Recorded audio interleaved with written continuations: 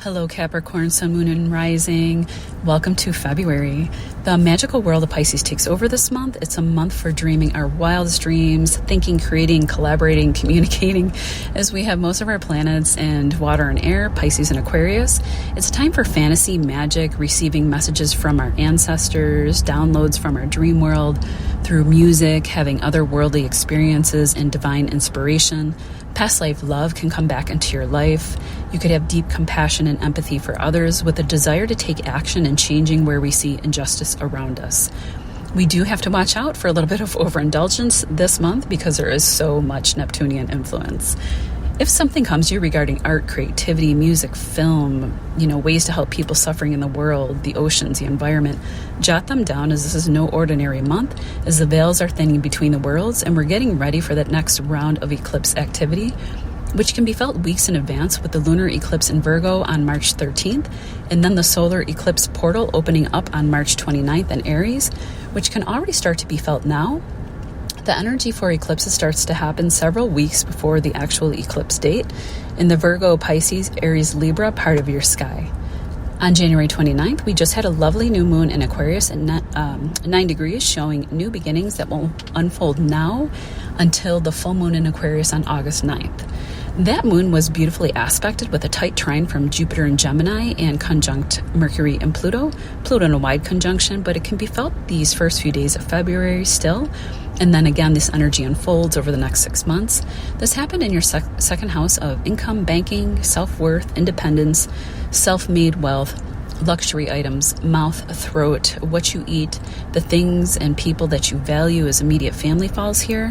But so does property, investments, luxury goods. I already said that. Okay. New beginnings in all of those areas can unfold now and over the next 6 months. There could be prosperous new contracts as Mercury is involved as well. Pluto rules big money, so that could be part of the story too. And Jupiter is trining this aspect from your sixth house of health, work, people you hire, rental income, pets, healthcare workers, day-to-day living. You can have some expansion or lucky opportunity that comes through work and expands your bank account, maybe tied to education, a business, writing projects, astrology, science, technology, etc. Your third Pisces house of communication is also lit up at this time and is trining that seventh of partnership in business or love, your Cancer seventh. And this is Saturn to Mars, and there can be a breakthrough in heavy thoughts around a partnership, a more stable and emotionally balanced time, as having Mars spend a significant time in your house of other could have caused, some heated arguments, emotional upheaval, or difficulty, or passive-aggressive arguments. But maybe now there's healing or happiness coming from you and a partner having a chance to travel.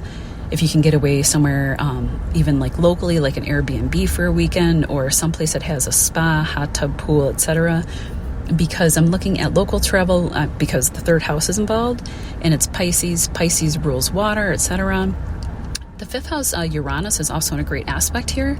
So again, it could be like with love, with a serious partner, showing a sudden chance for travel and fun and movement for pleasure. It could be like your work schedule is suddenly freed up somehow, and now you and someone you love, or even your family and children, can take off for a vacation. Someplace near water would be great. If this isn't about a partner or romance or children, you could be initiating a new project, a new way that you'll be bringing in money with the second house lit up. It could be something you haven't done before or something unusual with Aquarius here. It could be a creative project that you need or find a business agent for, like a publisher, for example.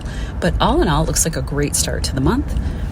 An aspect that won't occur again all year or maybe even our lifetime will be the Venus-Neptune North Node conjunction in Pisces, which will also sextile Pluto.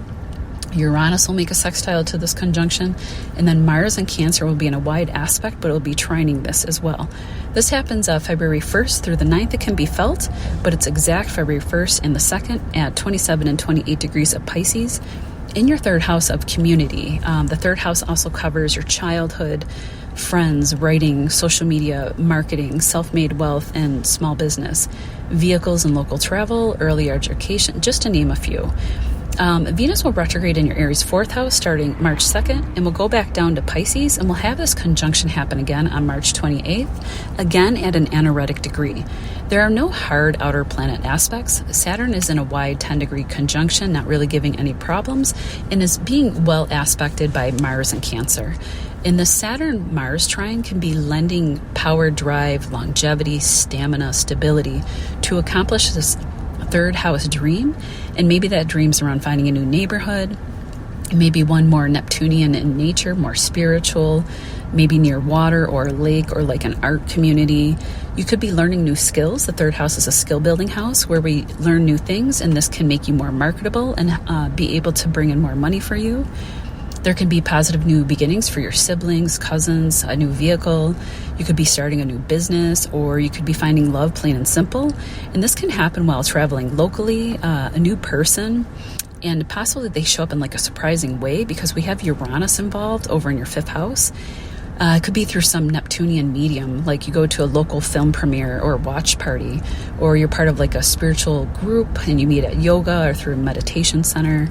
You can also get a sudden surprising message from a secret admirer, and the message might come through like a text, DM, Facebook, some kind of social media app. And it could also just be that you're out having a good time with friends, family, cousins, siblings, and you catch somebody's eye from afar. Also, being near water in general or near places rich in like folklore, mythology. Maybe there's somewhere local you can travel to that has those elements, or like an ancient church that you're touring, or some weird, unusual way, but also kind of like dreamy and ephemeral. On February 4th, Jupiter in Gemini goes direct, where you can start to see progress over the next several months around your 6th health house, day-to-day work and life, but also pets. A fated pet could be part of the story too. Jupiter also rules Pisces, your 3rd house, and Jupiter also rules your Saggy 12th house of distant lands, foreign shore money, rest and seclusion, just to name a few. So those topics you could start to see, or those houses you can start to see progress in as well. On February 5th, Venus enters Aries, your 4th house of home, land, property, ancestral conditioning and roots, motherhood, children, food, cooking, emotional conditioning. It's the base of our chart and where our story begins. Venus will bounce between this house and your 3rd for the next several months. You can meet love while enjoying yourself out with friends and community, while being involved in photography, film. Neptune rules the visual arts. If you work with these areas, you could also just be loving the work you're creating if you're working on a creative project from the home and earning more money here with Venus, even retrograde. It could also just be like decorating or moving neighborhoods to a new neighborhood that you'll love, a new home that you'll love. Another thing is just remember that Venus goes retrograde on March 1st, so don't make any final decisions in romance or work just yet, as Venus won't be in full power until mid-May. Venus also rules your 5th house of love, luck, children, creativity, and romance, and your 10th house of Libra, career, legacy, fame, titles, father figures, government, and political positions as well. So these areas can all be highlighted at this time and over the next several months. You can, I already said, you could find a new home, heal family issues, have more loving thoughts and communication with the people that you love and who are in your tight-knit circle, which that's really beautiful, right? Your thoughts can just be happier here over the next several months, and this is so welcome, I think, after having Saturn sitting here in the house of the mind and our thoughts, the 3rd house, for so long. Here we go. On February 12th, the full moon in Leo. This is not an easy moon. 24 degrees will happen in your 8th house of secrets, sex, death, rebirth, transformation. The 8th house covers deep psychological trauma, but healing can happen here. It's a moksha or liberation house. It's a water house where we release our pain, but also debts. They fall here too. We can release that as well with a full moon as a releasing. It's a money house of shared resources and money we don't earn but share with others, like investments, investment returns, loans, taxes, tax rebates, inheritance. It's a house of the occult, the magic, and the tarot, as well as detective work and mystery. This moon is tough, as we have Sun and Mercury in your 2nd house of Aquarius. The 2nd house rules your banking, how you make money independently. The 8th is where, the 2nd is also where we are independent from a partner. And this is opposing this moon, and also receiving a hard square from Uranus in that 5th house of love and romance. It could be that there are issues that come to light at this time around those topics. Maybe you and a partner are separating and dividing up assets, as this axis is a me-we money house aspect, and they are in tough aspect to each other. I hope this isn't the case, but I just have to throw it out there, and it really only affects you most if you have late degree placements anywhere from 20 degrees and up. But I'll tell you, there's going to be a sweet spot in the way through this, okay? So just hang in there. Anyway, it doesn't have to be that. It could just be that child needs you to cover a large expense that you may not have been prepared for with Uranus in the mix. It can show up suddenly, like they need tuition for school or travel. Maybe they need help with bills or a large sum of cash, and this is stressing your money houses. We're also in tax season, so maybe there's an issue with investments or taxes, and the payout is, the payout that you have to make is bigger than you thought, and this could prevent or cancel some fun trip you had or put a damper on that fifth house of like joy. And it could have been a trip you really wanted to take because Uranus is involved in the mix in that fifth house and stressed out too, which would represent this sudden issue that comes up. Just know this too shall pass, and there are two really great aspects happening at the same time that can help mitigate this hard stuff, and your ruler Saturn is in the mix in a good way. So the first up is the sextile of Venus in your fourth house, sextiling over to Pluto in your second.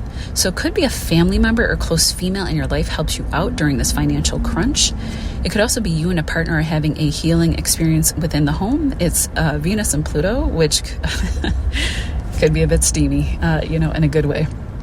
So if you have that opportunity, I would use it. And we also have Mars trine Saturn happening at the same time as well, which could look like strategic thinking, perseverance, progress in a positive way around partnership and communication, or creative projects that you've been working on. Last but not least, Mars trine Saturn here can be giving you like a certain like sex appeal to you right now, and maybe this is being used with a partner. You can have strength and ambition towards a business that you're trying to initiate now as well, especially if it's one that you're working on with a partner. On February 27th, the new moon in Pisces at 9 degrees happens in that third house again, highlighting the earlier conjunction I talked about. And then we have March 1st through April 12th, Venus retrograding in Aries and Pisces. And Venus won't be out of shadow until May 16th. You'll be focused deeply. When I see retrogrades, you have an intense focus there when that planet is retrograde in that house for whatever specified amount of time it sits there. For you, you'll be focusing deeply on a romantic partner, projects, your children, creative projects if you have any. You could be dusting something off, going back to old things, reworking them. An old love relationship can come back and you might be re-entering that relationship. If you have Venus retrograde natally, then it might be a good time to reconnect with an old love if that comes up. Venus won't be, I already mentioned that, direct and out of shadow until May 16th. She only retrogrades every 18 months or so it's quite a significant time, and even more so when Venus is spending this amount of time in your Aries fourth house and your third house Pisces with the North Node, Saturn, and Neptune here, which is quite extraordinary. And I think even with Venus retrograde, it's not harmful. It will just have you focusing, again, more deeply on these third, fourth house areas.